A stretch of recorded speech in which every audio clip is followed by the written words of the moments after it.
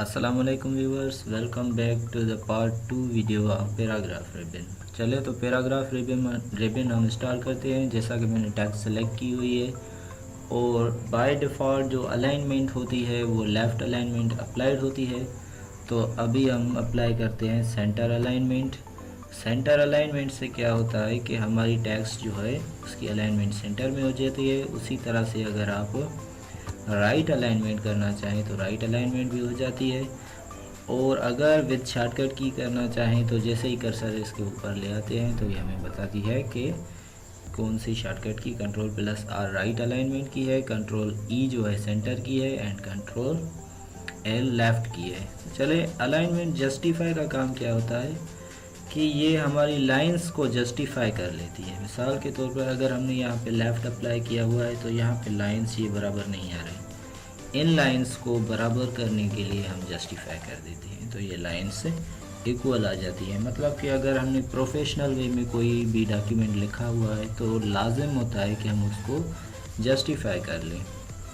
उसके बाद अगर जस्टिफाई की बात की जाए तो जस्टिफाई एक दूसरी तरीके से भी टेक्स्ट की जाती है कि फॉर सपोज मैं यहाँ पे लिख रहा हूँ ग्लोबल लर्निंग, तो मैं चाहता हूँ ये वाली टेक्स्ट पूरी की पूरी लाइन में फिक्स हो जाए।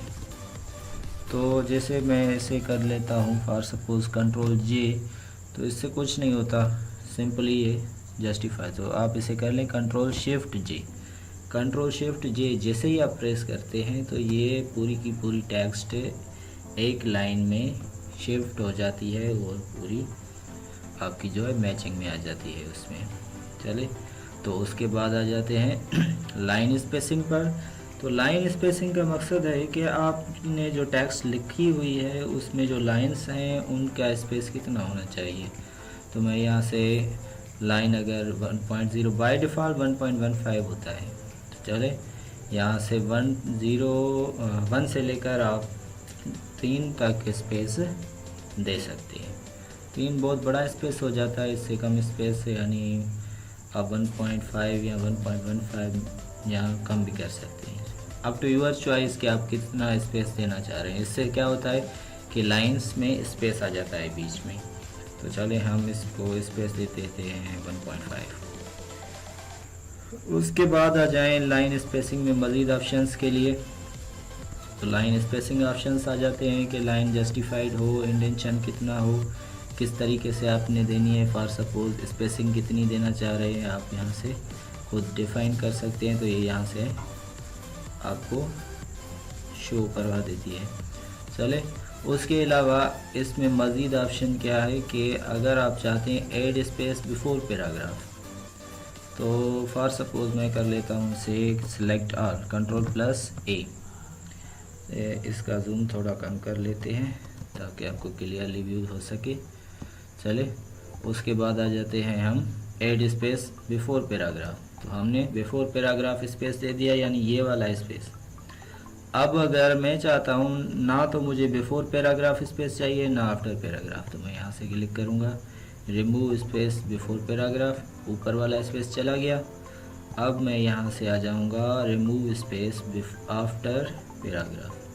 तो क्या होगा, जैसे पैराग्राफ्स हैं उनके ना तो पहले स्पेस आएगा ना उनके बाद स्पेस आएगा। देखें यहाँ से अगर मैं सिंपली इस टेक्स्ट को एंटर कर लेता हूँ तो स्पेस बीच में पैराग्राफ्स का नहीं होगा, बस सिर्फ लाइन का स्पेस होगा। और अगर मैं यहाँ से ऐड स्पेस आफ्टर पैराग्राफ कर लेता हूँ, ये देखें Ctrl+A और ये हो गया ऐड स्पेस आफ्टर पैराग्राफ। तो आप देख सकते हैं जहाँ पर पैराग्राफ है वहाँ पे स्पेस आ गया है पैराग्राफ का। मैं चाहता हूँ पैराग्राफ स्पेसिंग हो ही ना, तो मैं रिमूव कर लूँगा तो पैराग्राफ स्पेसिंग ख़त्म हो जाएगी। मतलब हम यहाँ से पहले आइडेंटिफाई कर सकते थे कि यहाँ पे पैराग्राफ अलग है, अब हम इजीली आइडेंटिफाई नहीं कर सकते।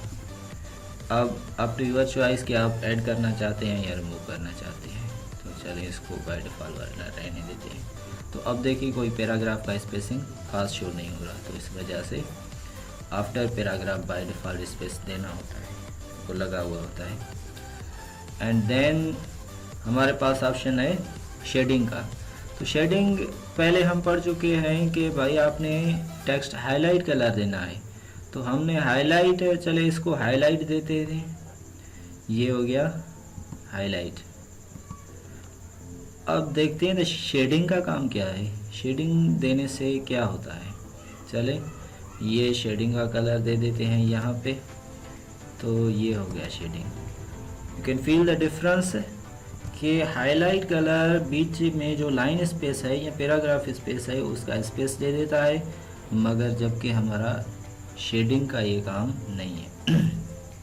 हाईलाइट कलर का क्या करता है, लाइन स्पेसिंग में बीच में कलर फिल नहीं करता, मगर शेड क्या करता है, बिल्कुल बैक साइड पे शेड दे देता है।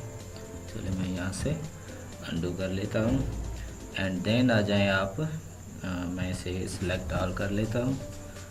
अब आ जाएं आप बॉर्डर्स के ऑप्शन पर कि आपको टॉप में बॉर्डर चाहिए या बॉटम में बॉर्डर चाहिए, लेफ़्ट में बॉर्डर चाहिए, राइट में बॉर्डर चाहिए, किस तरह से बॉर्डर्स आपको चाहिए, या फिर हॉरिजॉन्टल लाइन चाहिए बिल्कुल नीचे से। ड्रा टेबल के ऑप्शन हम टेबल में पढ़ेंगे, बॉर्डर्स का अलग से ऑप्शन है। तो यहाँ तक हमारी पैराग्राफ रिबन कंप्लीट है and please subscribe the channel, like, share and comment the video. Thanks to all of you.